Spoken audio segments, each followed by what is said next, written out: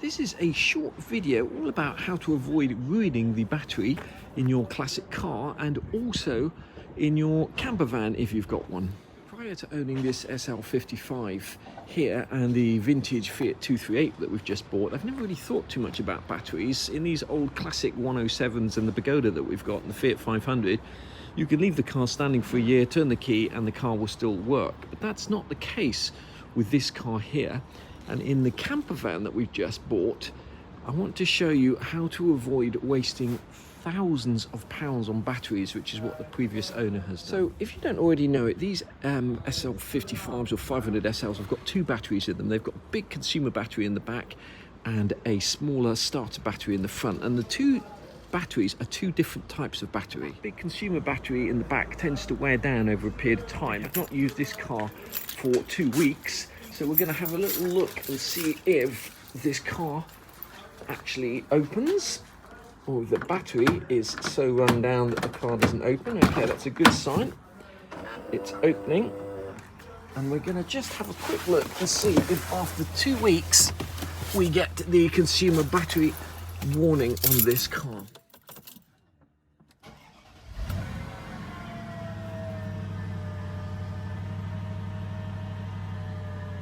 Car started absolutely fine after 2 weeks, which is great. It has got a relatively new battery, but just as an aside, if you've got one of these cars, when our wing mirror motor stopped folding in, I noticed that consumer battery would tend to drain much faster than expected. So I wonder if they're in some way linked. I can't see how they would be, but it makes me wonder. That's really what I wanted to show you, and this is where you'd be quite surprised. After 2 weeks, that battery is reading about 12.1, 12.2, which you might think is fine. It's not low enough to trigger the consumer battery warning.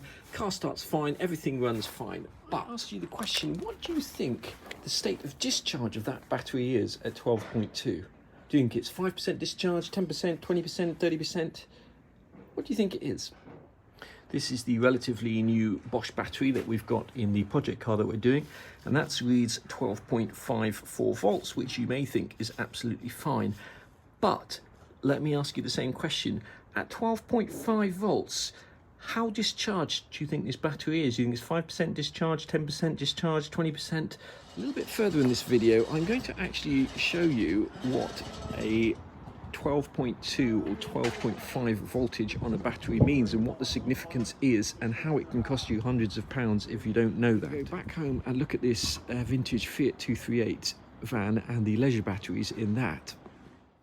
Now we're inside our vintage Fiat 238 camper van, which we've just bought, and this van came with these three exceedingly heavy and expensive leisure batteries hooked up to a solar panel on the roof. Each one of these Victron AGM 1225 batteries costs about £400 each. You might get a little bit cheaper, they might cost a little bit more, and there's three of them in that van, so there's over £1,000 worth of batteries in that van, and they've all been pretty much ruined. Way to quickly ruin a battery, not just in your camper van or caravan, but in your car too, is to store it when it's not fully charged and to leave something connected to it. I made that mistake with my silver Mercedes. It's been up on a ramp for a year and I left the Bosch battery connected to it. Obviously there's just a clock running, but over the year that battery slowly run down, and of course now one of the cells is completely knackered. What you'll find with a knackered battery is that you'll put a charger on it and it will charge up. The charger will say it's fully charged,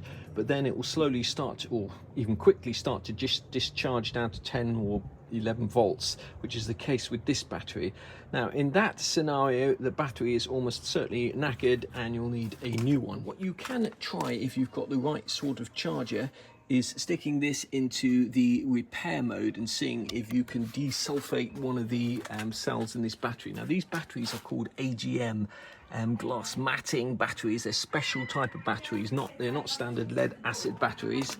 So you need a special type of charger to charge an AGM battery, and this is such a charger here, the Unoco Genius 10. These are about £100. They're a fast charger, but they also allow you to charge various different types of batteries, and they have that repair mode. So that's what we're going to try and do, put this battery in repair mode overnight and see if we can bring it back to life. We've got this battery hooked up to repair mode, And when that light stops flashing, in theory, the job should be done. Now, these are huge batteries, so we might have to leave that overnight. Now, this particular battery is called a super cycle battery. And what a super cycle battery means is that you can discharge this down probably over about 300 cycles and leave it discharged for about 2 hours before damaging the battery. Normal batteries that aren't super cycle batteries will only have about 100 cycles charging and fully discharging before you start to actually impair the battery and damage the battery. So a super cycle battery allows you to discharge the battery down more times than a normal battery. However, you may not be aware of this, but you might think that discharging a 12-volt battery down means that you get, from 12 volts down to 0 volts, but that's not the case. These leisure batteries, a full discharge is about 10.8 and 50% discharge is about 12.2. And ideally, you don't want to be discharging these batteries below about 12.2. And if you do discharge the batteries to 10.8, you do not want to leave them in that state for any length of time. Now, a common mistake that people make, and exactly the mistake that the previous owners of this van made, is they park their vehicle up for the winter or a period of time without the batteries being fully discharged, or they fully charge the batteries and then they make the schoolboy error of leaving the power inverter connected, and that itself has quite high, even if there's nothing connected to it, has quite a high power drain. So if you're parking up your camper van, caravan or anything else, either disconnect the batteries, obviously turn the inverter off, but make sure the batteries are fully charged when you park it up, and make sure there's nothing connected like the inverter. Now, when this battery is fully charged, it'll read 12.6, 12.7, all the way up to 13.2.